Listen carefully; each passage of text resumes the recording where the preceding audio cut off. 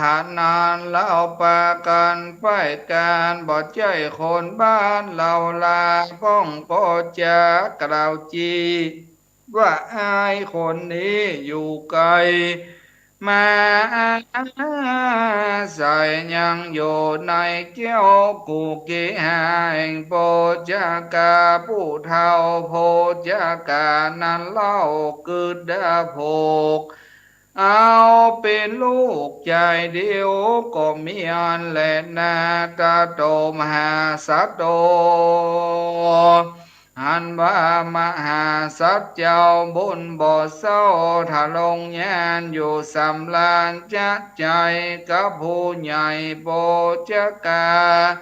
กำลือสาสะสาวภาพควายดาวตั้งเมืองว่าหนอบนเรื่องน้อยแน่ ย่อมฉลาดนำแนาอันเล่นสากาต่อตาซ้ำมีงัวกำพร้าเข้าตอง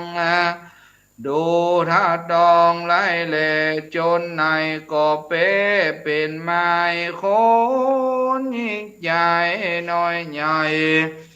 ต่างกล่าวถอยจากกันกำลือนานสะสาวก็ไปลอดหูเจ้าพุลีแห่งเมืองกาสีใหญ่กว่า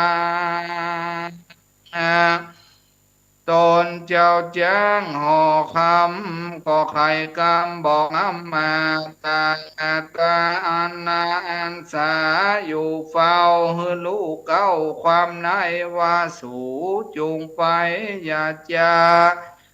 ที่บ้านป่าปัจจันตคามมายับใจลามน้อยนาดมาสุภาษาดหอดยันกันงาเต้าไข่ปันแก้วเล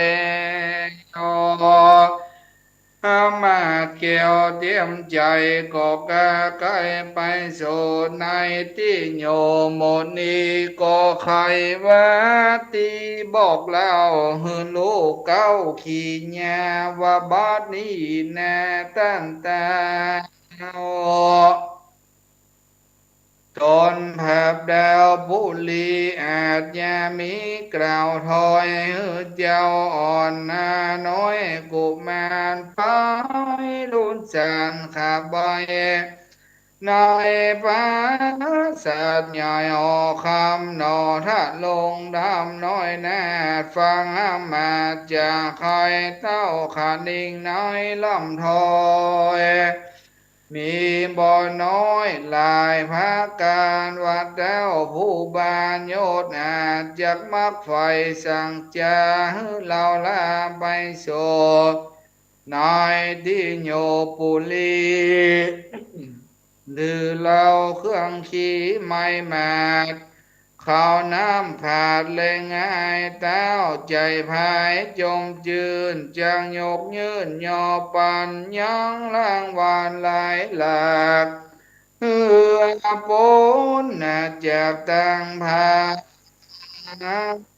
หรือแต้วผู้บานโยดโยดยักใส่โต้ตนกูให้ไป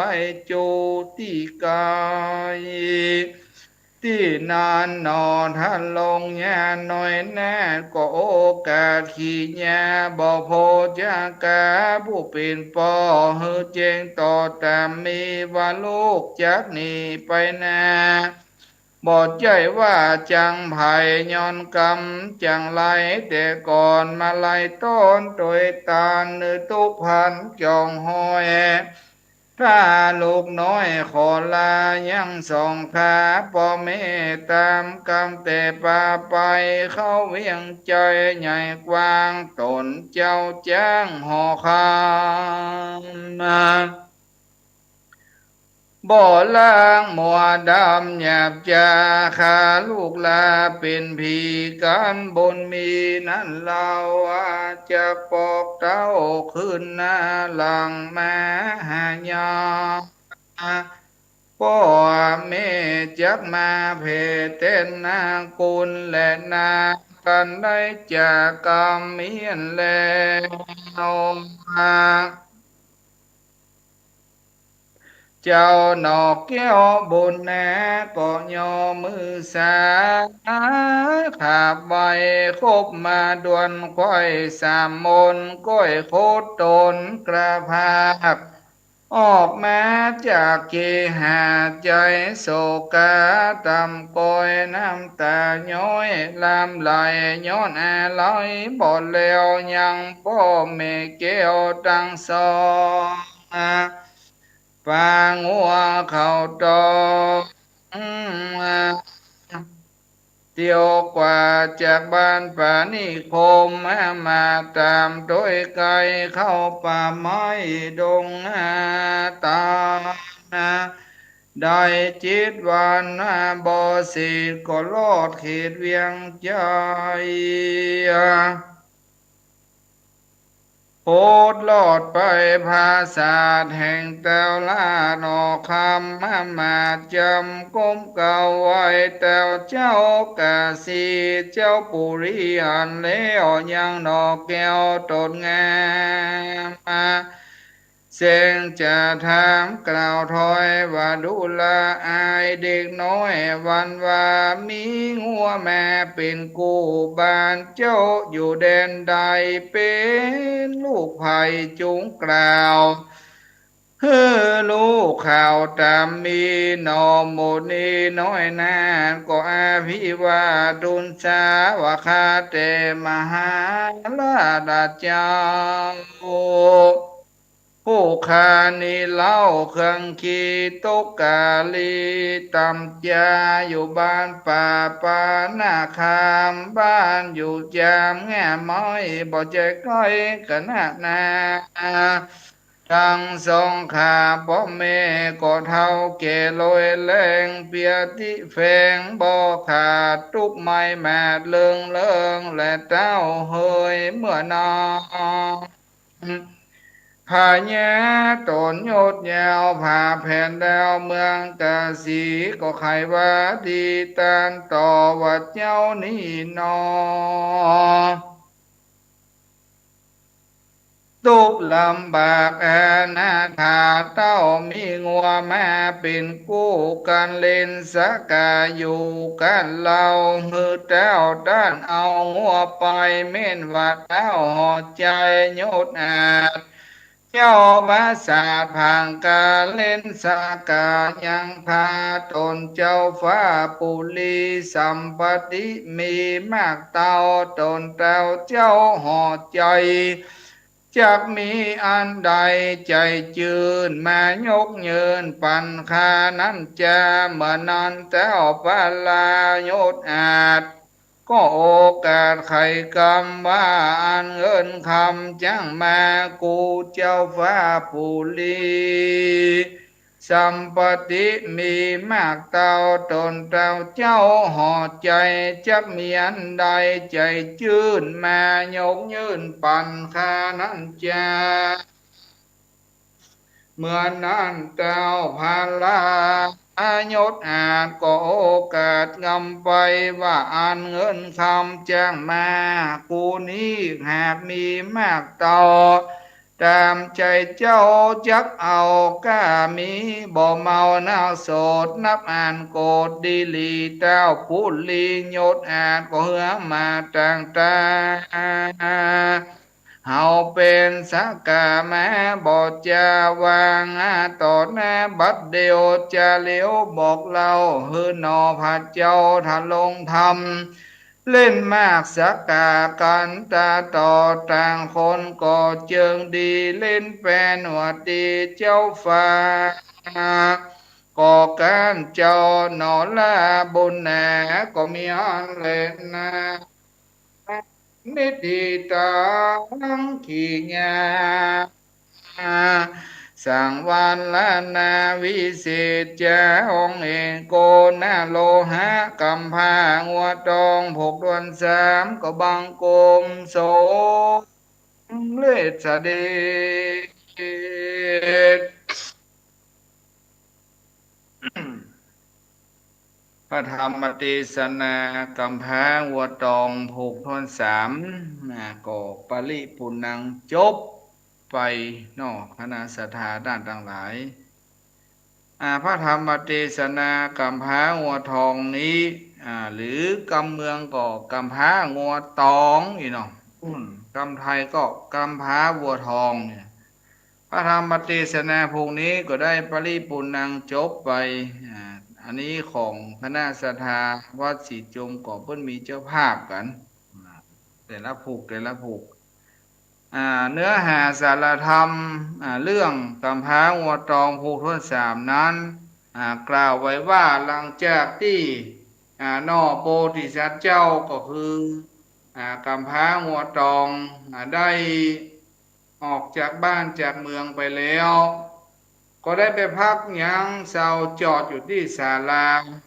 อยู่ที่ศาลาไปพดออกเมืองแห่งเมืองหนึ่งไปพดออกเมืองแห่งเมืองหนึ่ง ไปนั่งยังพักอยู่ที่ศาลาถึงงัวตองแห่ตัวหนึ่งเนาะอยู่ด้วยกันไปนั่งพักฮันแล้วปุ๊บลุงแจ้งดีข่อยงามมาปุ๊บพอเจ้าบ้านเจ้าเมืองเนาะต่างคนพวกก็ต่างมากาดมาลีมาขายพ่องก็มาขายพ่องก็มาซื้อพ่องก็มาเอี่ยวไปได้พ่องก็เป็นนักเลงจามนักเลงจามที่นี่คือจามไก่จามเหนียงประมาณต่างๆนานาเนี่ยเนาะประมาณนี้ได้มาจากบ้านจากเมืองมาก็มาซัดทหารยังหน่อโพธิสัตว์เจ้าพร้อมกับดึงงัวเข่าตองอันนั่งอยู่ยังศาลานั่งนอนอย่างประมาณนั้นนะอ่ามาหันใส่ละอ่อนผู้นี้เป็นไผ่ฮะมาแปลกเนอะเนี่ยมาไม่ใช่มาตัวเดียวนะมามีงัวมาโดยมีงัวตัวหนึ่งเผาเป็นตองไงเฮ้ย เขาจะว่าเป็นแมงอย่างกับว่าใจบางคนก็ว่าตีว่าดาทะเลงลงมาภายโพดมู่สู่เขามู่สู่เขาเจ้าบ้านเจ้าเมืองในตุกแยกต้นมาโพดมาภายเขาปากลับไปขออ่าโจ้ขอใจขอปอนเพิ่นป่ะบางคนก็ว่าว่าใจนะถ้าว่ามันจะตีว่าดาก็ตีว่าดาอย่างมีงัวมาโดยนี่เนาะ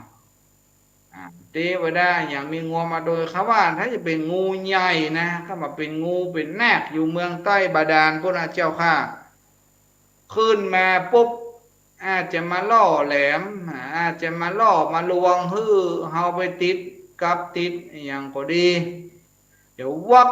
คอเฮาลงเมืองบาดาลพุ่นนี่เนาะเอาไปกินไปด้อยอย่างเมืองบาดาลพุ่นไปหูใหญ่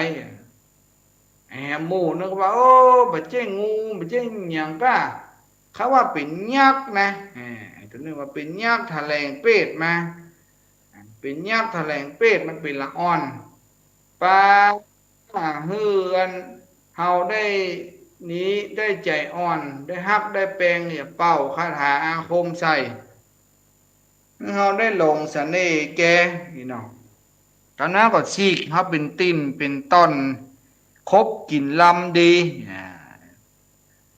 สรุปแล้วคนหนึ่งก็ว่าอย่างหนึ่งคนหนึ่งก็ว่าอย่างหนึ่งเถียงกันไปเถียงกันมาไอ้คนหนึ่งก็ว่าอีดีกว่าถ้าเป็นไปได้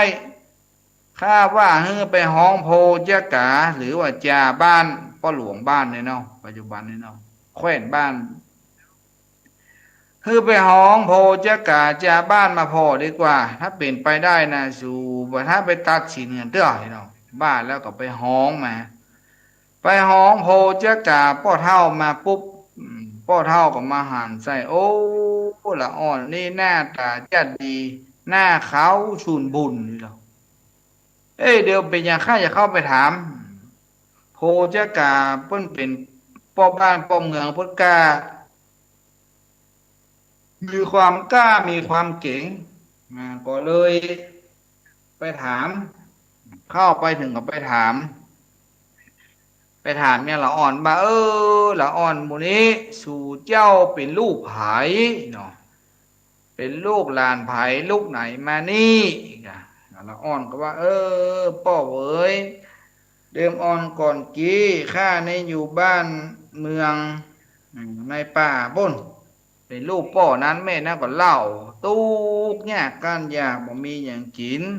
พ่ พ่อก็บ่สบายแม่ก็เป็นบ่สบายเป็นทุกข์ยากลำบากเนาะทุกข์ยากลำบากอนาถา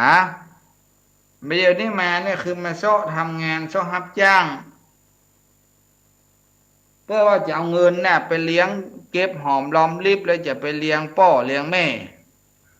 โพเจ้ากาได้ยินกรรมนี่แล้วก็ทราบซึ้งน้ำใจว่าโอ้ละอ่อนนี่ก็ไม่ใช่ธรรมดาเนอะมีความกระตือรือร้นมีความห่วงพ่อห่วงแม่แต่ว่าดีล่ะ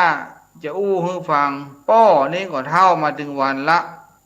บ่มีลูกบ่มีเต้าอยู่สองคนแม่มันเนี่ยมาเมินละลูกเต้าก็ถึงบ่มีอ่าว่าอันก็ขอสู่เขาเจ้าทั้งหลายมาพ่อจะห้าไปเป็นลูกเป็นเต้าเอาไปพอคอยดูแลยามเมื่อพ่อเฒ่าชราแก่ชราเอาไว้พอคอยดูแลรักษาอย่างประมาณนี้เนาะความขอว่าอันแล้วก็ความปีติก็เกิดขึ้นกับยังสองนอโพธิสัตว์เจ้าก็เลยว่าโอ้ดังกำจ่าป้อมาไข่นี้เหมือนยาปากนึ่งนี่ดอกเหมือนยาปากนึ่งเอามาฮดฉโลมหลอกกายข้าทำให้ข้ามีความสุขสบายดีอย่างประมาณนี้ว่าแล้วก็ป้าลูกเคยป้ากันไปแอวบ้านก็ป้าไปก็ไปแนะนำให้พ่ออันนี้เน้อแม่สู่เจ้าเมียอีป่อเนี่ยละอ่อนเนี่ยก็มีความกตัญญูเคารพนบกราบก็ไปไหว้ไปสากราบแม่กราบนี่แล้วก็อยู่กับเปิ้นมีโพธิกาเท่าก็มีความฮักต่อละอ่อนนั้นเพราะละอ่อนนั้นบาดเจ็บเป็นคนขี้คร้านซักผ้าซักครัวซักผ้าซักครัวช่วยล้างปัดกวาดบ้านจองหอเฮือนล้างถ้วยช่วยจอนทำกับข้าวกับป่าฮื้อก็มาเป็นที่ฮักแก่สองเท่านั้นแล้วก็อยู่มาวันหนึ่งมีละอ่อนเขามาเล่นหมากสกามาเดือดกันที่หน้าบ้านโพเจ้ากายักเนี่ยเนาะนอโพธิสัตว์เจ้าก็เกิดความสนใจเนาะเอ้ยใครมาเดือดนะฮะเขาไปส่องว่ากันมั้งลงบ้านมาไปส่องพ่อไปหั่นใส่ละอ่อนมันได้เล่นหมากสกาก็ไปถึงก็ไปไปปรึกษาหารือกับโพเจ้ากาพ่อบ้านว่าป้อขออนุญาตให้ลูกไปเล่นหมากสกากับหมู่ละอ่อนนะกำเนิดห่านเขาเล่นเป็นดีม่วนดีงานโพเจ้ากาก็บ่ห้ามเนาะขออนุญาตให้ลูกตัวเก่าไปเล่นนอโพธิสัตว์เจ้าไปเล่นหมากสกากระหมู่นั้นเล่นเต้าใดก็แปรเปิ้นหมดก็ชนะเปิ้นหมดได้หมากสกาคืนมาเป็นกฎเป็นกรรมโอ้โหได้มาจะนักได้มาจะหลายได้แม้ขนาดละอ่อนหมูนั้นก็ป้ายการป้ายการแล้วก็จมโดยบ้านี่มันเป็นภัยนะปัจจัยเป็นลูกเป็นเต้าของโพจักาเพิ่นเก็บมาเลี้ยงเล่นมากจักาได้บ่ได้อย่ามาเก่งแตะเก่งว่าอีลูกละอ่อนก็เดือดก่อนนั้นมาวันนี้ก็การมาวันนั้นก็การกรรมนี้ก็เลยไปลอดถึงหูเจ้าเมืองกาสีนครเจ้าเมืองพญากาสีนครมีความสนใจว่าโอ้ไอ้หมูนี้ได้ยินข่าวมาก็สร้างให้เสนาอามาตย์ทั้งหลายว่าเสนาอามาตย์ทหารข้าทาสบริวารทั้งหลายฟังข้าดูนี่เนาะมานี่ข้าจะกล่าวขอให้สู่เจ้าทั้งหลายให้ไปรับเอาตัวอันละอ่อนนี้มาให้กำมันเล่นหมากสกาเก่งขอไปเอามากำอีหรอไปเอามาให้ข้าก เสนาอามาตย์ก็รับราชโองการแล้วก็ได้ไปรับเอายังหน่อโพธิสัตว์เจ้ามาไปถึงก็รับเอามารับป่าไม้ดงนาป่าคาดงที่3 วัน 3 คืนก็บ่ฮอด4 วันก็บ่ฮอด5 วันจนได้ฮอด7 วันเตียวลัดป่าสมัยนั้นเป็นสมัยเตียวลัดป่าไม้ดงนาป่าคาดงที่โพธออกเมืองกาสีนครก็ไปหันใจว่าไปถึงก็เขาลบก้มกราบไหว้สาบาทเจ้าพ่อพญาก็ว่านะมาอันนี้ก็ที่พูดเล่าพูดลือว่ามึงเนี่ยเก่งเรื่องมากสกาจะว่าเก่งก็ว่าเก่งจะว่าเน็ตก็ว่าเน็ตมอกปอไปได้มอกเล่นมอกหนัวมอกไข้หัวมอกม่วนโอ้ว่าแต่ว่าดีมึงเป็นลูกไผ่เนาะพญาพูดถามมันก็ไปบอกเธอว่าเป็นลูกป้อนั้นป้อนี้เป็นลูกป้อมาฮับจ้างอ้างบ่ายเลี้ยงป้อเลี้ยงแม่มาบ้านเมืองอ่าจากะนครพอดีมีโพเจ้ากาเพิ่นเอ็นดูข้าเจ้าก็เลยเอาไปเลี้ยงเป็นลูกเป็นเจ้าครับข้าเจ้าไปเลี้ยงเป็นลูกเป็นเจ้าแล้วก็มาอยู่มาถึงมื้อถึงวันประมาณนี้พระเจ้าข้าเนาะก็พญาว่าจะเป็นภัยแล้วก็จ้างเถอะมาในเมื่อมาก็มาแล้วมาอยู่ก็มานี่ก็มาแข่งปั่นพนันมาแข่งมากสกากับข้าเล่นการพนันแล้วอ้อนก็บักให้เล่นนะกับเต้าพญานี่นะบักให้สู้นะพญาก็ว่ามาเถอะข้านี่เป็นคนบัถืออีเนาะขนาดพญาบัถือนะก็ถ้าถือจะมอกใดเนาะสมมุติก็ถือบัถือข้าบัถือแล้วก็ปากันเล่นเล่นมากสกาเล่นแต่เล่นว่าเล่นเอาจนบ่หูบ้านหูเมืองบ่หูมือจันวันดีอย่างสักอย่างเล่นขนาดนั้นเล่นเอาเข้าตั้งเจ้าถึงแรงตั้งเจ้าถึงแรงตั้งเจ้าถึงแรงเล่นกันอยู่มาวันหนึ่งก็เป็นกระดานสุดท้ายแล้วหรอกระดานสุดท้ายแล้วกระดานสุดท้ายแล้วพญาไปซัดตาหารงัวเข่าตองท่านตัวหนึ่งมีความใครได้ของเปื้อนเนาะใครได้มีความตัณหาราคะเกิดขึ้นอยากได้งัวเข่าตองเปิ้นก็เลยบอกว่ากระดานสุดท้ายนี้ถ้าข้าชนะสูข้าของงัวเข่าตองได้ก่อนละอ่อนนอโพธิสัตว์เจ้าว่าโอ้อันเรื่องอย่างอื่นนี่ข้าฮื้อได้หมดเว้นไว้แต่งัวเขาตองนี่มันเป็นของกู้ข้าล่อข้าเกิดมามันก็มาโดยการเปิ้นเป็นปี้ข้าอีเนาะจะเป็นภัยก็จ้างพญาว่าถ้าว่าข้าชนะข้าจะเอาอีเนาะเอาตกลงก็ถ้าหากว่าพญาการเนาะการถ้าว่าข้าการสูของที่มีในเมืองในวังนี้ข้าจะยกขึ้นหมดนี่ดอกกำอู้พญากีวอกนี่นะว่าแล้วก็ดวลปันฐานนานมากสกาหรือว่ามากลุกมาฮอดกันเนาะเล่นไปเล่นไปเล่นไปปุ๊บพญาการเตะพญาคิดโกงเอาไหมล้มบัดได้อันนี้ข้าเดินบัดทุกนี่เหรอตั้งแผงทำไมเมาะตั้งแผงแต่ก็เล่นแถมเล่นรอบที่สองกอกการเล่นรอบที่สองไปแล้วกอกการใหม่จะมาเล่นดวลกระดานที่3เวลามันค่ำพญากอกแกล้งหัวได้เสียเมืองฮื้อเนาะก็เลยว่าเวลามันอย่างก็เวลามันค่ำไปแล้วพอเวลายกเลิกไปก่อนนี่เนาะยกเลิกการเล่นนั้นมากสกานี่ไปก่อนมาสกาปันธนานนี่ไปก่อนพระธรรมเทศนาภูกที่3ก็มาจบด้านนี้ภูกที่4จะเป็นอย่างไรก็เตรียมรับฟังในวันโอกาสหน้าวันอังคารก็จะได้นำมาอู้มาจ่าแถม พระธรรมเทศนาภูที่สามก็ปริปุณณังนิธิตังก็มาจบจอดก็ขอฮึศรัทธาตั้งหลายขออนุโมทนาบุญทุกคนทุกท่านเนอที่รับฟังยังพระธรรมเทศนากัมพร้าวัวทองภูที่สามมาจบด้านนี้ภูที่สี่จะเป็นอย่างไรนะก็รอฟังยังอ่าวันอังคารหน้าวันอังคารหน้ามันไปตรงกับวันที่อย่างก่อพ่อเลยเนอศรัทธา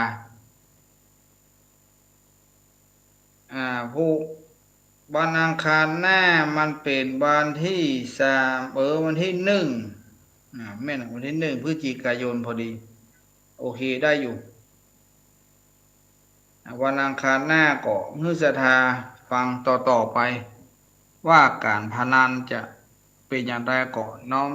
เจริญพรรับฟังเนอวันนี้ก็ทำผูกทดสามก็ปริปุนังจบไป ม่วนเนาะสถามันเตดแล้วก็ต้องมาสรุปให้ฟังโดยนะบางคนบางท่านก็ฟังเป็นธรรมอ่าเตดไปแล้วก็บ่ได้สรุปเนื้อหาสารธรรมมันจะเป็นเนื้อหาสารธรรมจะเป็นอย่างใดจะมาแนวใดจะไปแนวใดก็บ่สามารถรับรู้รับทราบได้เพราะฉะนั้นมีที่มาที่ไปแล้วก็เลยเอามาอู้มาแจกให้ฟังต่อไปก็เป็นประเพณีล้านนาเฮาก็คือวรรณกรรมล้านนาข้าวห้ำเครือใหญ่หรือว่าข้าวจ้อยแต่บางคนบางท่านนั้นอาตมาไปมองดูแล้วบางคนก็ว่าอาตมานี่เป็นผีบ้าอีหรอกเอาจอยเอาซอมาเอาจอยหรือว่าเอากำข้าวมาอู้มาจ๋าอาตมากึดมาดูมาพอแล้วถ้าบ่เอามาอู้นี่บ่มีไผเอามาว่าได้นะมันหายไปบางคนต้องเข้าใจหน่อยว่า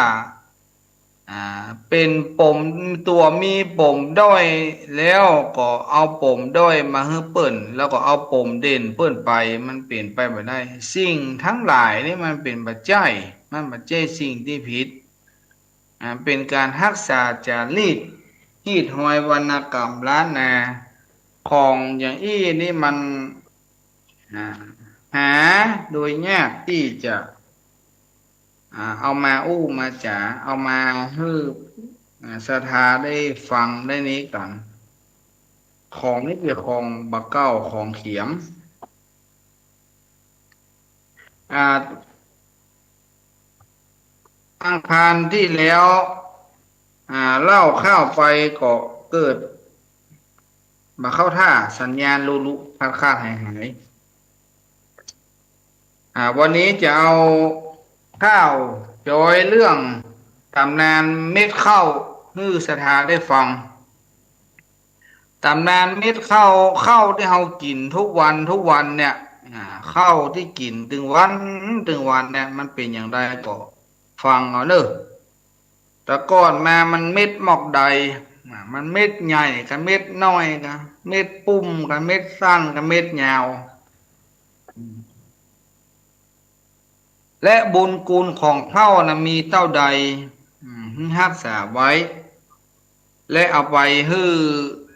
ศรัทธาเอาแล้วไปให้ลูกหลานได้ศึกษาไปเล่าให้ฟังว่าตำนานของเม็ดข้าวนะมันเป็นอย่างไรเก้าเดิมมามันเป็นอย่างไรศรัทธาก็น้อมเจริญพรท่าฟังได้เนอเรื่องข้าวเรื่องตำนานเม็ดข้าวอ่า อย่าว่าไปจ้าๆเนี่ยเนอะโสตุจานังเจิญฟังแต่เก้าตำแนนเม็ดเข้าจากเล่าไผ่จ้าอะไรแก่ก่อนไกลออกในบาดแผลน้อมกราบปูจา โอ้ศพแม่เจ้า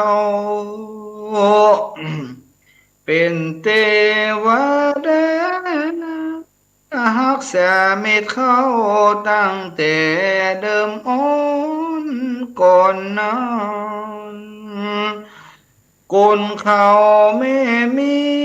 12บุญข้างก่อนจะก่อตั้งลงมา เจนองค์พระพุทธกากุสันธามีหลักฐานะ7 กำมือได้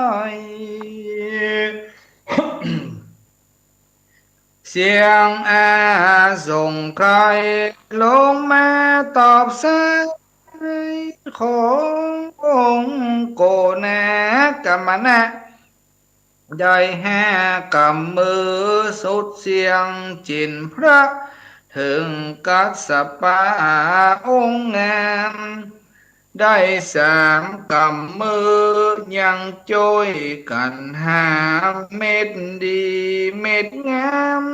เต้าหน่วยแต่งเจ้าดอกเต้าหน่วยบัดแต่งก่อนนะผู้คนตั้งหลาย สุขใจอยู่เฝ้าบ่มีการเมาหลายรักเม็ดเขางามสายตกง่วงออกนับเป็นสารเปลือกงาดูงามบ่ต้องได้ตาเกี่ยวฟ้าตีกำหามหาก่อนน้ำเอาแม่เต้าอามบอกว่าภายในกูจองกูบ้านเป็นยุ่งลองตำแต่งใจกันเขาลายแม่ก็เก็บเมียดไว้ทุเนียว่าได้ภัยมันมีบ้านแม่ไม้แป่งทุกแป่งต่างเสียแล้วบ่ตันเป็นชากเปเลม เข้าเต่งเม็ดหลวงไหลห่วงเป็นเส้นก็ถอยไหลเว้นปิกว่าแม่ไม้อุ่นนอนเปียเอาการไม้บุกฟาดตีได้ขานัง เม็ดข้าวแต่ขาก็แตกเป็นสารสาเด่นสาดันหนีออกจากหางเม็ดข้าวนี่หายเสียงจองเสียงบ้านผู้คนลือนานเดือดเช้านับแต่นอนแม่ปากันเงียบเงียวอดกันกินข้าวตัวเมือง ควานเมโปศพเสด็จจากเยือนผู้คนนันเนืองลวดใดกันเข้าได้เส้นขวบปีโศกีโศกเศร้ากันกะลามาอยากตุก มีเต้ามีมีเต้าแต่แกงเจ้าแรงนั่งกึดบ่มีข้าวน้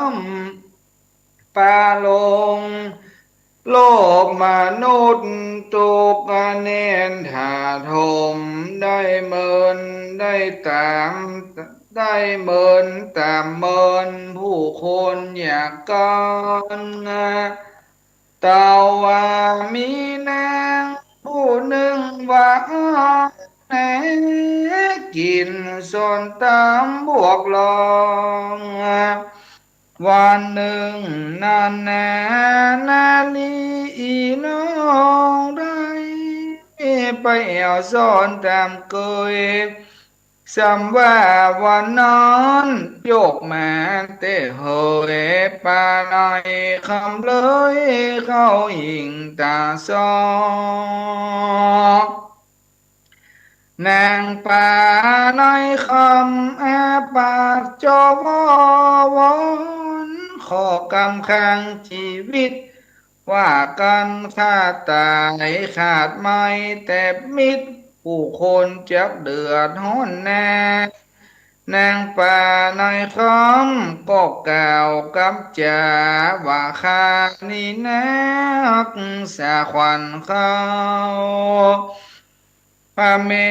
โพธิ์ศพตูได้อยู่เฝ้าเจนแสนปีมาเต่านี้นางป่าในายคำก็กล่าว ได้จากเก่าจีอูไว้ตามอีเป็นกำบ้าดังนี้แล้วข้าจากยื่นปันเอาขวัญเข้าแง้มมือสู่ปิงบ้านเลี้ยวห้องเอินหาไปยังปากกังอมเม็ดงามเข้าเจือ ว่าอันนี้แน่ไปฝากเฟื้อชื่อว่าขวัญเข้างามดี เป็นแม่โพธิ์ศพองค์คำสาลีเข้าจากมังมีบ่อตกเนี่ยกันนับตั้งนานแม่กูจองกูบ้านนับถือองค์คำแม่ไทยชื่อเขานามีได้จะบอกไว้เขาให้ปลูกโดยงามเล่าข้าวจิ้มข้าวแอวและข้าวลังเก่าเล็บจ้างบ้านเอาเม่นเม่นมนมนปุ่มปุ่ม ข้าวเงินข้าวปีข้าวแก้วปันขึ้น1 เม็ดใส่งานสาลุยข้าวเมยง่วงหลาเรื่องแม่ย้อนกุยก้มลงเม็ดตุยเต็มง่วงเข้าสวงกายนัก เกี่ยวมาดเฝ้าโลเฮาหมอกเก็บงวงเสียงดังสองแสงกาบอ้อยเหลือแหงเข้าตานเข้าเป้งกาบไผ่ห่างแดงเต็มนาต้นนาแข่งต้นสูงเข้าแสนลมการเข้าแมกว่าอันตัวไปเข้าลายเข้าแพ่โป้งหลวงสืบสายฝนต้องออกแย้ก็ใหญ่ก็น้อยนับแต่นั้นแม้คนจากเก่าถ้อยเขาลบยำเก่งกับน้องแป่งเต้นตอนนาตากาไว้พร้อมเซลให้แต่งย่องสืบมาไว้เมฆโปสบองค์ตนรักษาเอาหวีเวนมาก้อยหน่อยเข้าปังหมากเมียงปูลีปูจาไว้หอนสาป่ากบงามมอยบองใส่ตาเหี่ยวหลวงปากแดนแนกหลวงกลัวพี่โดยด้วนจะมาพี่นี่ขี้ลัก มันจางโซหาลักเข้าอย่างแน่พ้นจากก่อนอ่อนอยู่เมืองพาอยู่ที่เมืองพานเจียง เขตบ้านคนเล่าฟังพี่น้องการว่าปลูกนาไทยเพียตีกองเอาควายหลากอ้อมเตียวป่าจักสู่ควันควายสู่มาโตสาตีได้จากแน้บุกตีฟ้าเทียน ตกนา3 เดือนไปเข้าสู่ป้อมเสียงให้เกี่ยวตาเฟืองทางไว้ได้เด็ดปอเซนก็เอาอีบมานี่กีบฟาดบุบได้ตาลวง กาลาเจือปืนเอากอมตั้งกลางเปลี่ยนกันคนกำฟาดยกฟาดคืนพ้องมอใส่แล้วแหบเยวนักจูนแน่เฟื่องหลับมุงแดดไว้ เอากามาวิเอาตีนจุนแย่ถุยเม็ดเข้าได้ไปแม่เอากาวิปัดฟ้อนแข้งฟ้อนขาวิธีเจ้าแน่สะใหม่ก่อนเอา เอาโลตังจูเม็ดข้าวแม่บ้างสนควันข้าวน้ำขอดปุกมากำปูใบข้าวปั่นกล้วยกบใส่หิ่งแกว่งจอนไปแม่ว่าควันข้าวเฮ้ย จะไปก้อยแต่อย่าไปสนนะบวกล่องปอมโหยมาเตอ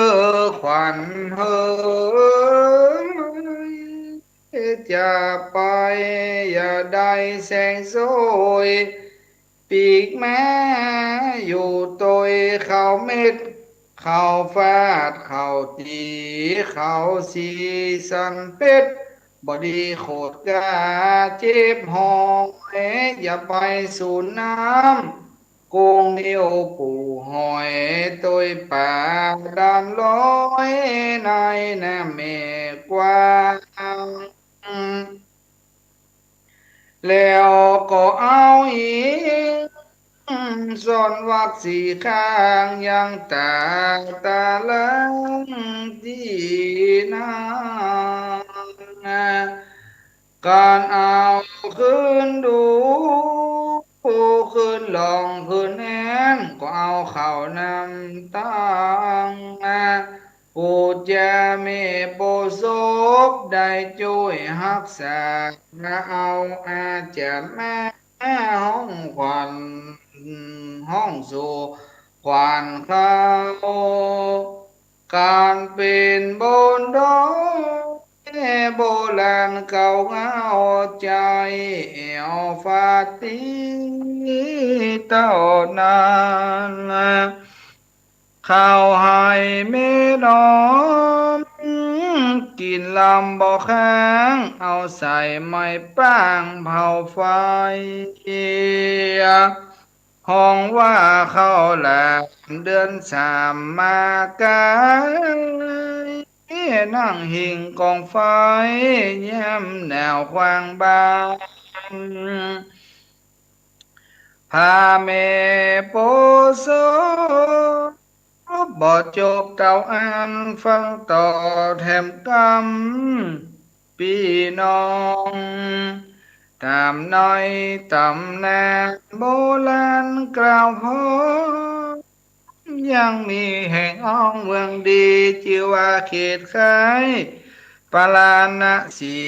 ซ้ำว่ายังมีคนตกยากกันสองผัวเมียกับลูกอยู่สร้างซ้ำเป็นยิ่งนางนองไทยครอบครัวทุกจน เล่หล่นลำให้วันหนึ่งก็ได้สอดตามเปิ้นลงป่าร้องนางก็ไปตามติเสียว่านางบ่ได้ออกเขาขอพอความทุกข์จนของตัวน้องเมาหากินเลยง่ายตามนั้นฮอดถึงตึงตอนคนเขาก็ยังคนหลายตัวบ้านออกป่าว่าตึงตอนแล้วกินข้าวกินปลาส่วนนางนี่กา ตาบ่สู้คนเขาจวนกันตัวนางก็อู้ว่ากินกันไปก่อนเติมแต่นางบ่มีกว่าเขาว่าเสื้อมากินแอบข้างยินแอบให้บ้าเดียวนา ผู้คนตั้งหลาย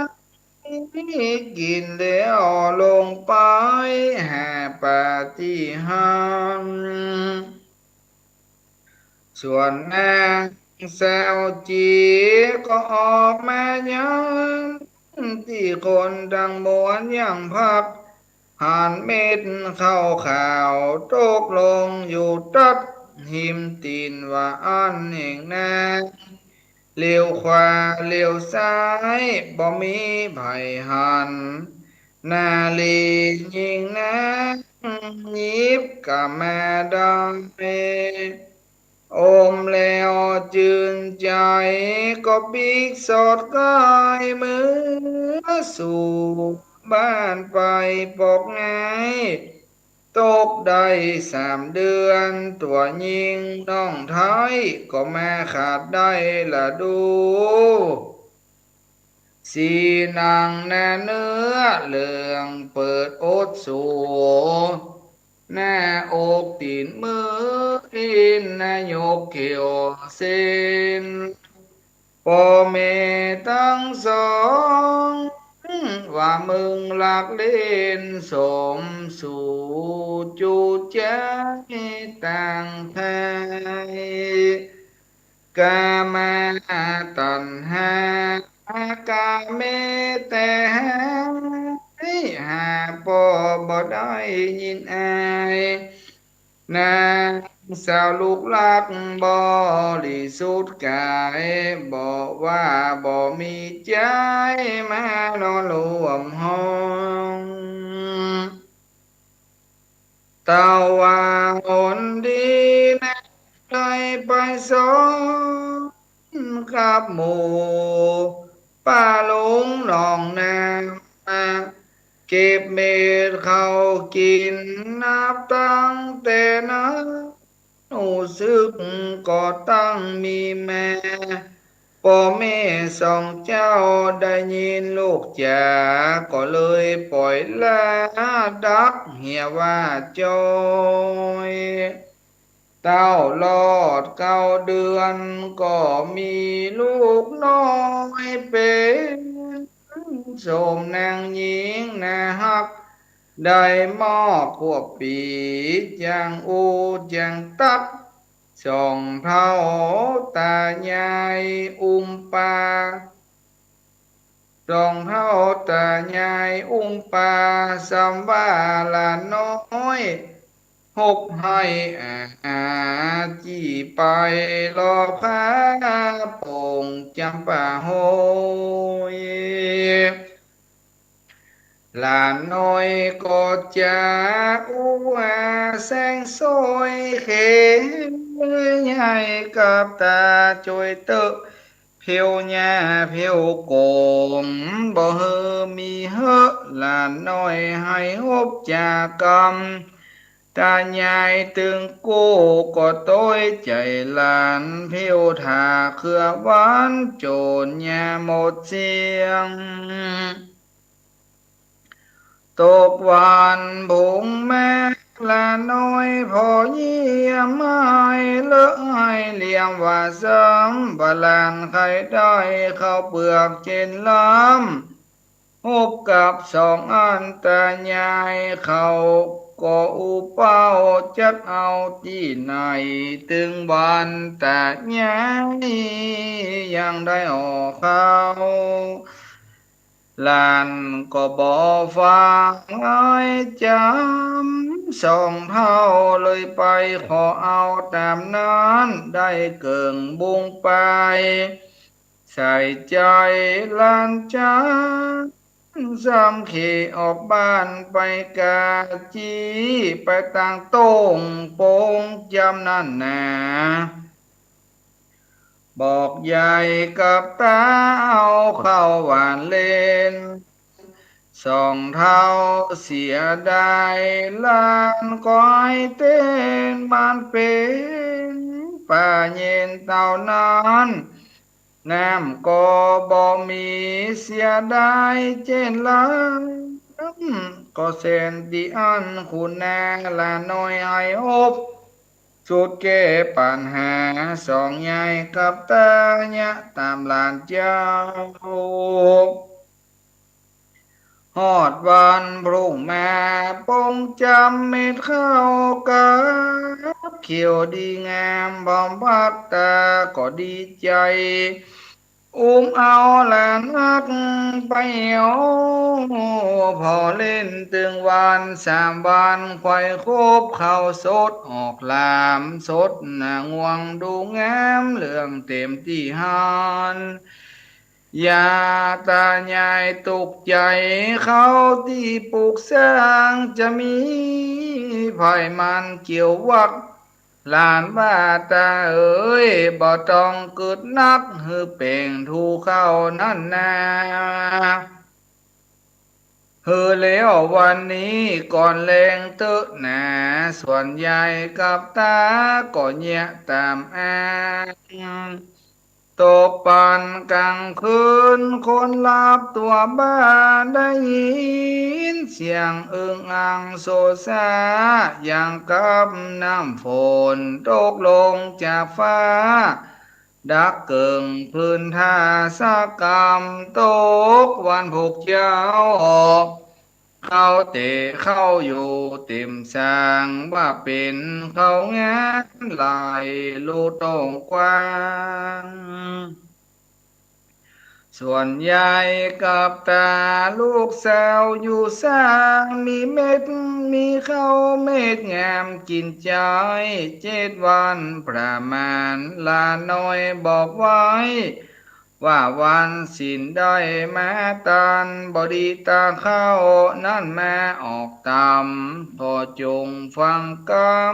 ำลานสั่งจูทอยแล้วส่วนว่าลานก็วิ่งไงจ้อยเข้าในก็ลองเข้าตีนอนนะสองตายายกับนางลูกยันก็หกสอดดันไปแม่เสาะหาลานฮักนี่ลับหายตาเลยบอกแม่นับตั้งแต่หั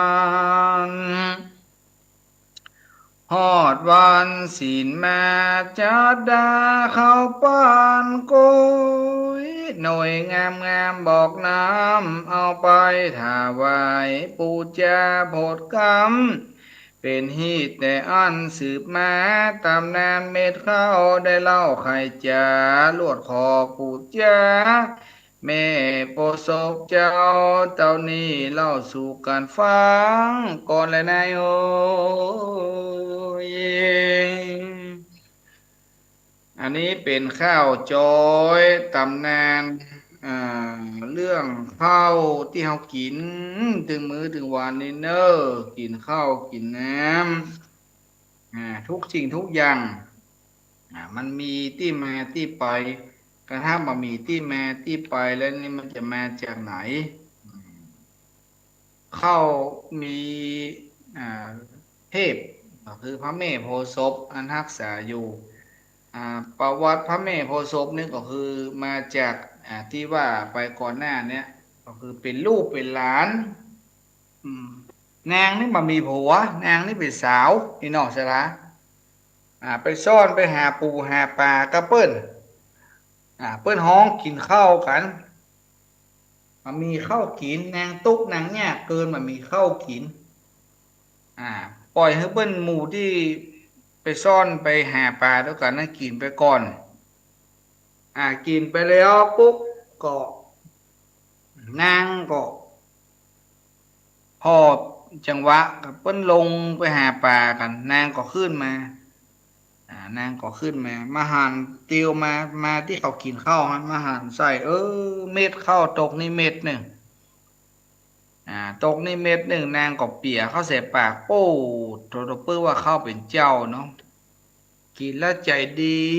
ใจบานน้ำเข้าน้ำอย่างซึมสลาบเข้าหัวอกหัวใจนางใจดีกินข้าวแล้วม่วนใจนางก็ลืมบอกใครได้ใครมีอย่างนั้นนางก็ปีกบ้าน ปีบ้านไปแล้วก็ไปอยู่บ้านอยู่แม่มรอด3 เดือนนางก็เกิดแล้วดูอ่าอย่างเลือดประมาณอย่างประมาณนั้นเนาะเลือดประมาณนางก็ได้ตั้งครรภ์ส่วนพ่อและแม่แห่งนางก็ว่านางนี่บดีไปเล่นจูสู่ใจหรือว่าลักเอาพ่อใจมานอนตยอย่างประมาณนี้เนาะ นางก็ว่าบ่มีเอาที่ไหนมาก็ดึงมื้อดึงวันก็อยู่กัน2 เท่านี่แหละไปหารที่ไหนอย่างประมาณนี้อ่านางก็เลยอู้ว่าไปซ่อนนี่ไปซ่อนด้วยกันกะพอดีเขากินข้าว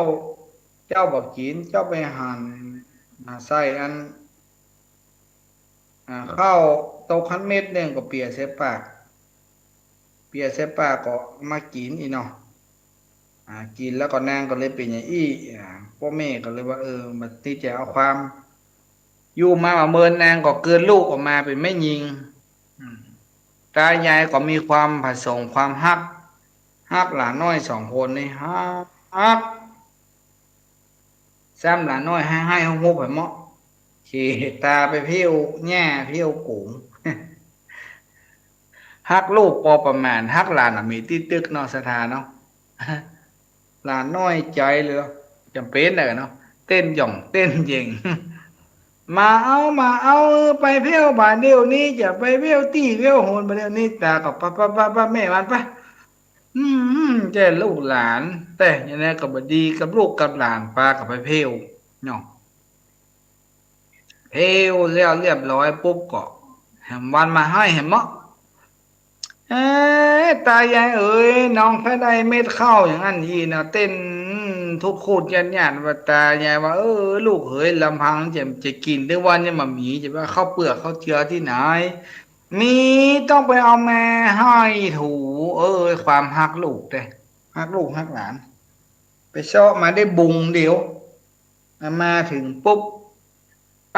ไปที่เฮาเพียวแต่ว่านะไปหันที่เพียวที่นี่ละบอกละอ่อนหันกรรมเข้าหวานเล่นกำพุกำพุยตายายจะโคตรก็บ่ได้จะเกลียดก็บ่ได้เอาเข้าไปพื้นไปผ่าเห็นมดจะป่อในแม่แค่หัวแค่นั่นละอ่อนนะมันชอบเล่นนะเอาเข้ามาพระมาผ่ายแต่นี้จะได้น้ำก็มันมีพระผ่าอยู่เสี่ยงบุงนั่นนะเนี่ยใด จะมาเตอะลูกหลานจะเงี้ยแล้วก็ปลากับปิ๊กมาบ้านโต๊กมาเมื่อคืนมาปะโทเตบุตรเตบดาเพิ่นมีของเพิ่นมีอันแล้วอ่าข้าวเขียวหมดกาลือตื่นมันเจ้าก็ไปพอปะโทข้าวเขียวมาตานอย่างได้3 วันออกงวงก็อุ้มหลานน้อยไปพอข้าวงามแตะงามบ้าอะไรก็คิวแม่3 วันข้าวเหลืองดีเกี่ยวละยายก็มาตุกอกตุกใจว่าอย่างเงี้ยได้นะมีอันอ่าภายมาเกี่ยวข้าวละอ่อนหลานก็ว่าย้ายแปลงเราเข้าไว้เฮือแล้วมะเร็งนี่เน้ออีกอะป้ากันแปลงเราเข้าไว้ก็ดึกแล้วก็ป้าก็ไปรับไปนอนโอ้โทรเมื่อคืนมาอย่าง5 ฟ้า 5 ฝนนี่มัวโละเข้ามาเองเต็มเล้าเต็มหนองนะ โอ้ตื่นมาโอ้ดูต่างกินข้าวปลาเลิกปลาตือแล้วก็หลานน้อยก็เลยบอกว่ากินได้ก็ดีแต่วันศีลหน้าตาเขาจะไปเอาข้าวมาต่ำเนอมันบ่ดีถ้าอย่าวันศีลเมื่อใดก็ฮึดต่ำข้าวละไว้ก่อนอืมฮึดต่ำข้าวละไว้ก่อนแล้วก็ว่าอันแล้วหลานก็โล่นเขาในเราเข้าตายายสะดุ้งโอ้ไม่ไหนลูกกูหลานกูพ่อแม่เราน้อยปากชอกหาละอ่อน โซ่หาอย่าได้กระตึงบักปะตึงบักปะบักปุ๊บมีไหนหมูไปว่าหาเข้าไปก็คือเป็นดวงวิญญาณของแม่โพธิ์ศพนั่นนะมาอาศัยต้องนางเพื่อมาโพดมาผายนางอย่างประมาณนั้นเนาะบัดเดียวมันมามีละซื้อเอาเข้าวอ่ะบัดได้ไปเกี่ยวบัดได้ไปอันนั้นเนาะมันมามีเข้าวมันมามีข้าวเฮือนกินมันไม่ใช่มีข้าวกินมันมีข้าวเฮือเกี่ยว อ่าแต่ก่อนเพิ่นเกี่ยวข้าวมีวีกาละวีละบกละปัดอย่างตังสถาตังบ้านแม่แจ่มเพิ่นน่ะเพิ่นอ่าจอยเพิ่นอู้เพิ่นจ่าดีอ่า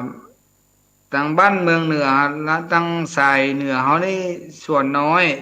จะเป็นรุ่นเท่าๆแก่ๆเนาะที่เพิ่นจะจอยเพิ่นอย่างนี้กันแต่ส่วนมากมันจะมีทางสายแม่แจ่มเพิ่นจะจอยกันทำจอยแม่แจ่มนี่เพิ่นม่วน กำจ้อยของตังสถาตังสายใต้เพิ่นม่วนกากากากาอยู่อย่างแน่พี่ว่ากาอย่างกาเจ้ากาอยู่อย่างแน่พระเจ้าพี่ว่ากาจังจะหาอย่างประมาณนั้นเนาะของแม่เจียมอาตมาก็อยากจะฟังเลยนะแต่แม่เจียมไปม่วน อูกากากาเปว่ากาอยู่ยังแน่เปว่ากาโบกาวี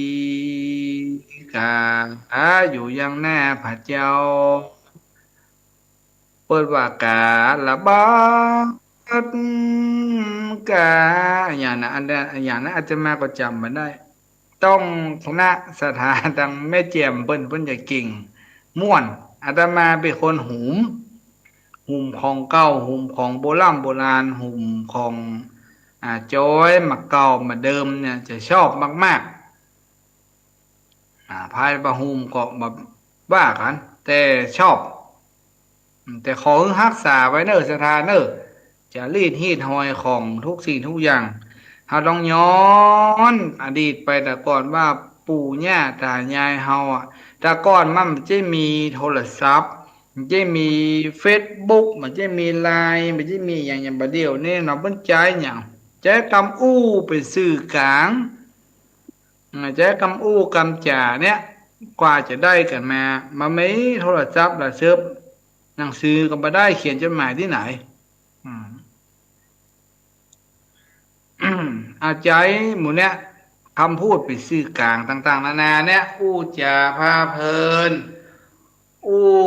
อ่าใจน้ำเลียงอ่าเสียงย้อยเสียงซอคำว่าคร่าวนี่คือวรรณกรรมอืมแล้วเอาระบำใส่ให้น้อยเรียกว่าข้าวจ้อยมาสาไว้อย่าไปว่าตุนี้ความดันสูงเป็นประสาท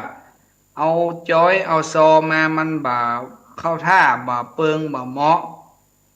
เพราะฉะนั้นอย่าไปสร้างปุ่มด้อยให้เปิ้นทั้งที่ตัวมีปุ่มด้อยอยู่แล้ว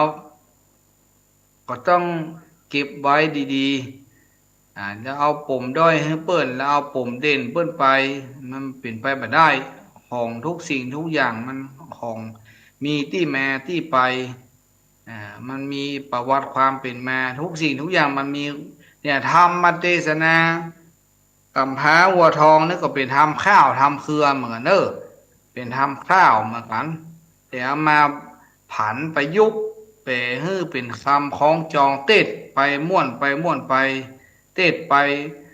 จับตัวหั่นมาใส่ตัวหั่นจับตัวหั่นมาใส่ตัวหั่นนี่เรียกว่าข้าว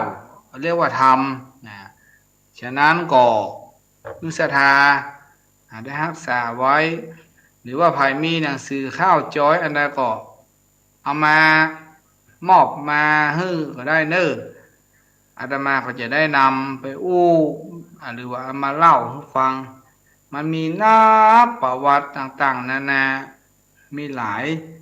เล่มนี้จบแล้วก็เดี๋ยวจะพอเล่มใหม่มาวันอังคารหน้าอ่าจะเป็นเรื่องอย่างโอ้วันอังคารหน้านี่เป็นเรื่องสำคัญเนอะที่จะเอามาอู้ก็คือเป็นตำนานเรื่องเล่าเถื่อนปากันพ่อบ้านเนาะกินเป็นยุคเป็นยากินม่วนกินบดีก็บดีกินดีก็ดีวันอังคารหน้าก็มาฟังเอาเนอะตำนานเรื่องเล่าเถื่อนเนาะอันนี้ก็คือศรัทธาได้ฮู้ได้ฟังผันที่อาตมานำมาอุ้มมาจ่าเนอะเหลือเวลาแฮมอ่า20 นาทีเนาะถ้าจะได้อยู่เดี๋ยวนี้38เหลือเวลาแฮม20 นาทีก็จะได้เปิดสายฮือศรัทธาทางบ้านทางจองไผว่างอาตมาได้วางหูแล้วเนอะโทรเข้ามาได้เนอะในเบอร์053 593 096053 593 096อันนี้เบอร์โทรเนอะ053 593 096เตรียมโทรศัพท์มาฟังทางบ้านสถานีนี้ไปทั่วที่ไหนได้ยินดังใดก็โทรมาให้กำลังใจโทรมาทอบถามอันอย่างก็ได้เนอะอาตมาตอบได้ก็จะพยายามตอบให้053 593 096วางสายละเนอศรัทธาเจ้าข้าทั้งหลายอยู่ห้องใดหูใดก็โทรมาอันนี้ขอรับสายเลขเนอเจริญปอนจากไหนเขาจะกันสัญญาเจ้าสาธุเนอได้ยินชัดก่อนแม่เจนดีเจ้าชัดเจนดีถ้าจำเจ้านี่จะสักเนาะตั้ง3 โมงถึง4 โมง5 โมงไปนี่ถ้ามาเจ้าที่ปัดไปนี่นะเจ้าอันกะเมื่อปันนี่จะมาได้เลยเจ้าได้เลยถ้าจะออกใหม่นะเจ้าแต่ก่อนนี่ก็ออกเหมือนกันไม่ออกวันติดแล้วก็พอดีไปกับโรคสถานการณ์โควิดนี่ก็หายไปเหตุต่ที่อื่นยังก็เจ้าเหมือนได้บอกเสียงแล้วเจ้าว่านะแต่ก่อนที่หอห้องสถานีก็อาจารย์พี่โป้นะกะจะมาคุ้นเสียงถ้าใส่ยินมันหนูก็ได้ยินหมดแล้วทำให้มันได้ยินเลยอันกะเปลี่ยนกลับดีขึ้นสาธุยินดีนะแม่เนอ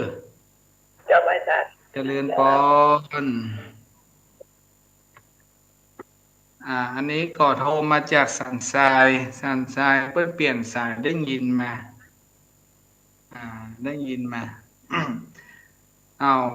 ศรัทธาสันทรายมาก่อนหมายเลขต่อไปสตั้งใดอย่าโทรมาน้อมเจริญปอนเนอ053 593 096สายที่2จากที่ไหนเจริญปอนจากที่ไหนแม่ลีวิทยุหน่อยเนอได้ยินก่อจากไหนจากทางเล่าวันเดิมจากทางเล่าวันเดิมยายพรนี่อยู่บ้านไหนแม่วัวแดงล่องวัวแดงสังกำแพงเนาะได้ยินชัดก่อแม่ชัดดีนะม่วนป่ะจะฟังหน่อย19แล้วโอ้สาธุนะแม่เนอมีข้าวมีเครืออย่างก้ามเก่าเอา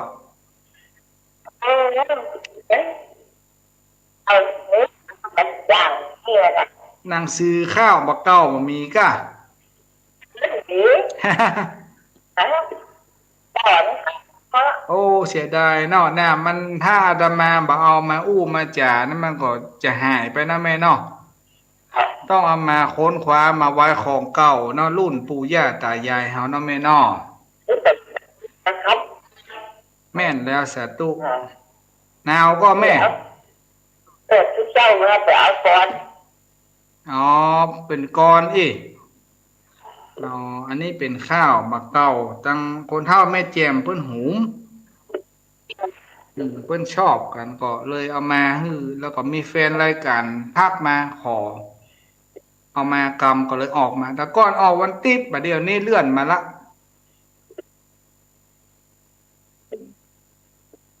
ยินดีนะแม่เนอร์มาหนึ่งตั้งตู้ลุงน้องเขาเป็นฮะตู้ลุงน้องเขาอ๋อตุลุงนั่นนะอย่าอ๋อ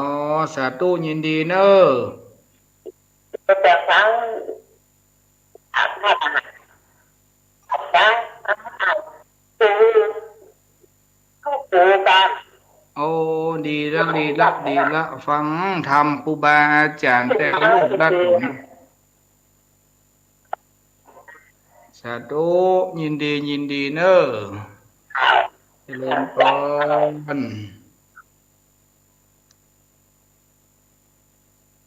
เอาสายที่สามจากที่ไหนเจริญพรฮัลโหลติดแล้วเนอร์จากบ้านไหนดังใดรีวิหลุดไปเหียเอาให้ไหม0535930996นะติดต่อเข้ามาสายที่สามเจริญพรครับไว้สามอาจารย์ครับจากที่ไหนที่สามโยอ๋อนี่ปอตานเนาะอย่าโตยินดีอยู่ใกล้นี่ฮะใจมันนั่งเลยแค่ได้ขนาดได้ข้าวเครือตะกอนเอาที่อุ้ยปั่นนั่นแหละโอ้ดั้งเดิมนะน้ำทำยังมาเดินยังมาโอ้แม่เมินละเนาะปู่ย่าตายายตะก้อนมามีโทรศัพท์ลอกก็เอาเป็นซื้อครับผมไม่ไว้กับโอ้เป็นเรื่องเป็นบอกว่าไม่เอาคนนั้นเล่าลูกน้องครับผมมันดุมันว่างเนี่ยเป็นไรเปล่าสาธุยินดีแม่นแม่นครับแม่นแม่นลูกเจ้าแต่ทั้งใจในนั้นเน้อสาธุสาธุเจริญปอนเนอร์สาธุสาธุอันนี้อีปอตานสามยอดจากบ้านจีดีสามยอดศรัทธาตำบลบ้านเรือนเฮาเนี้ยอีป้อก็เป็นคนฟังเมินละเอาสายที่สี่ทางใบเจริญปอนเจ้าเจ้าเจ้ายายน้อยสาวมองลูกเจ้าโอ้สาธุเนอเจ้ายายมันติดก้อนอยู่แล้วเนี่ยนั้นจะเต็มที่บุญจัดดวนไปย่างลงนิดหนึ่งเนาะไอ้คนทำไปประกาศจริงครับคือเศษทิพย์นาโอ้มันเป็นแค่เอาจ่อยมันต้องแค่ทำหน่อยนึงก็จะเกว่าหนังสือธนวัฒน์ขับถึงนำเสนออยู่200กันนะ200ดอกเดิมว่ามันจะพิจารณาใช้60 หนาครับผมนี่มันจะไม่ใช่สำหรับดีจากตั้งหนังสือนี่นะเจ้าแต่ก่อนไปอันพ่อที่ร้านประเทืองวิทยาก็ได้มา5-6 เล่มแม่ยายมีหลายแล้วเนาะครับมี5-6 เล่มแต่ก็ยากเอามารักษาไว้อย่างข้าวมาเก้าหางข้าวอย่างนั้นมันจะบ่ค่อยมีอยากได้ของยายเค้นหรืออันใหม่ๆซึ่งโมดรุ่นใหม่ๆซึ่งโมดเดี๋ยวเนาะครับผมวันนี้เย็น นี่เจ็ดสูงเบอร์เลยจ้าสาไอ้ธุจ้าเจริญพรเนออันนี้จากบ้านดอนกาดบ้านดอนสาธุอนุโมทนาเนอยายเปิ้นก็เก่งเรื่องอ่าข้าวเป็นคำกรก็เอามาเป็นกำกรกำอู้กำจ๋าก็ยินดีสำหรับคนเฒ่าคนแก่ที่รักษาจารีตฮีตหอยนี่ไว้ อ่ากรนี่ก็เอาไว้เป็นเกี่ยวกับพิธีกรนี่ก็จะดีเหมือนกันพิธีกรโฆษกในงานเอาสายต่อไปจากที่ไหนเจริญปอนวัดการเจ้าจากที่ไหนวัดมหาจังหวัดไหนเจ้าสันปาฮักอาจารย์โชคกะเจ้าได้ยินมันเยอะเจ้าเจ้าอ๋อได้ยินชัดเจนดีเนาะเจ้าอ๋อแม่รีวิทยุหน่อยอู้มาเลยครับสันปาฮักบันทีได้ยินป่ะแม่ได้ยินก่อนเจ้าอ๋อเรียนด้วยเจ้ามาทำเรียนด้วยเจ้าโอ้วันการหน้าเนอะฟังให้ไหมเนอะพระเจ้าวันจันทร์ค่ะพระเจ้าวันอังคารหน้าเวลา3 โมงมะเจ้าจนถึงเวลา5 โมงเนอะเปิดฟังเลยเนอะมีทำมีข้าวจอยมีการสรุปทำอย่างในห้านหมดเนอะจ้ากำลังเดินทางในอันกับพ่อกับพ่อแม่นะแม่นแล้วกำพร้าวัวทองกำพร้างัวตองมัน เรียนด้วยเจ้าทุกอย่างให้เมืองกับเจ้าฟังหูเรื่องอู้มาเลยแม่ยองก็ได้เมืองก็ได้ได้หมดฟังได้หมดนะจ้าก็มีแต่ฟังทุกวันอังคารนะเจ้าสาธุเจริญพรนมัสการเจ้าเจริญพร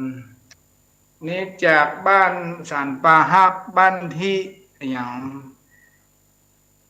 ตำบลก็มาไก่เจ้าหลายเหมือนกันเนาะไก่ต่อไปเจริญพรจากที่ไหนลีวิทยุตัวเนอได้ยินก็จากไหน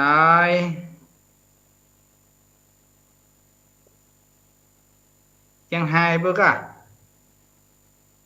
ตาโป่งไอ้กะตาโป่งมันห้องไหนแม่อยู่ตาโป่งไหนครับอ๋ออยู่จังหวัดลำปางสาธุสาธุเนอได้ยินชัดเจนดีกว่าแม่อืมข้าวตาลำปางมีก่อนนี่มันเดียวมันข้าวจ้อยตาลำปาง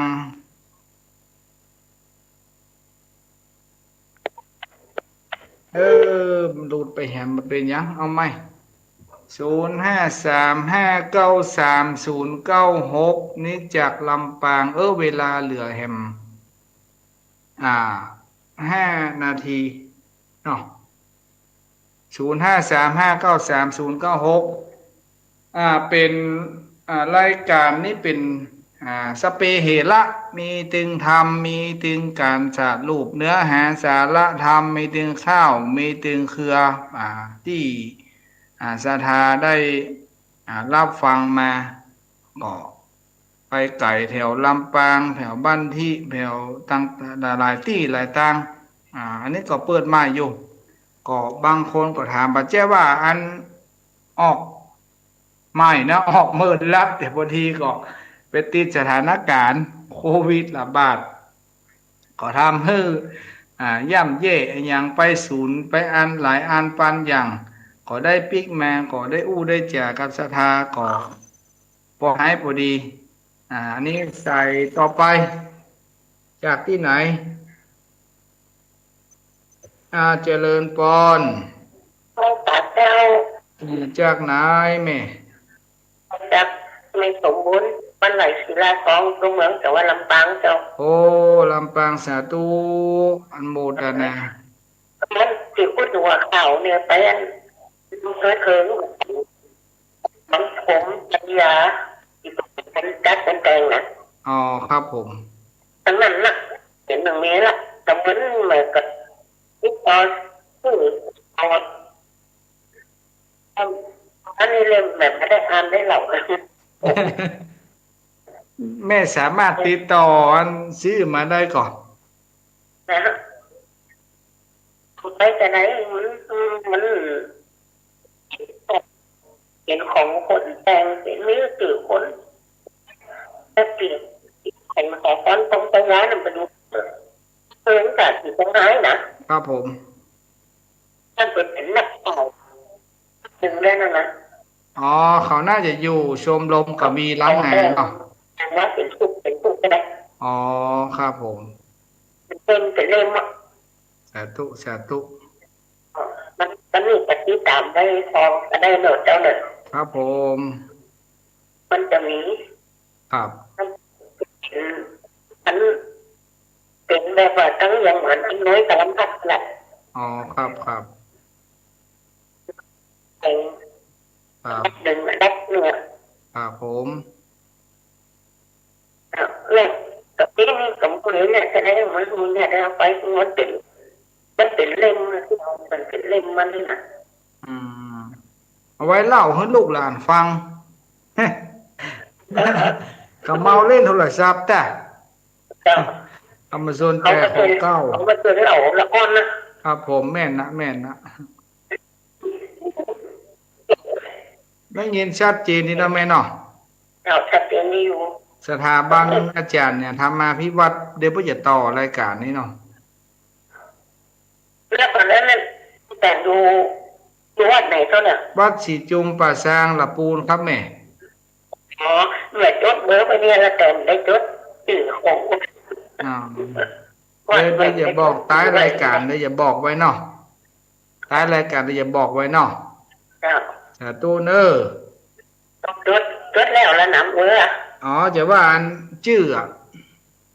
เจ้าชื่อเดือดท้ายเลยเดือดท้ายเลยเนี่ยได้แต่จำไปก่อนแจ้งก่อนจะจดอ๋อครับครับวัดสีจุมป่าซางละปูนแม่เจ้าสาธุเนอเจริญปน